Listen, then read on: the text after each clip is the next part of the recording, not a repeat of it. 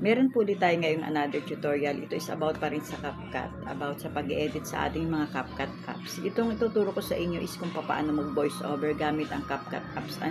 So kung hindi ka pa nakasubscribe sa channel ko, please subscribe para updated kayo sa mga ganitong klaseng tutorial. So kung interesado ka, panoorin mo hanggang dulo.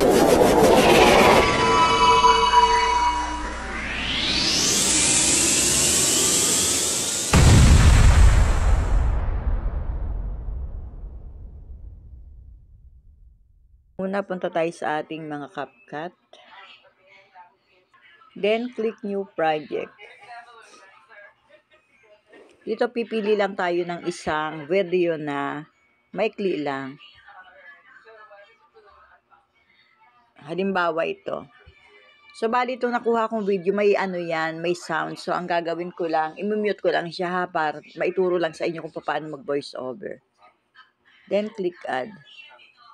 Remember, before mag-edit, kailangan ma-set muna natin maayos yung kanyang sukat. Click natin ang aspect ratio. Then, 9:16, click check. Ayan. So, maririnig nyo may tunog yan. Ayan. So, ang gagawin natin dyan, i-mute natin siya. Click natin itong mute sa tabi. So, wala na yung sound. O, diba? So, proceed tayo ngayon sa pag-voice over. Kung paano nga ba mag-voice over. I-click natin itong audio. Then, click ang record.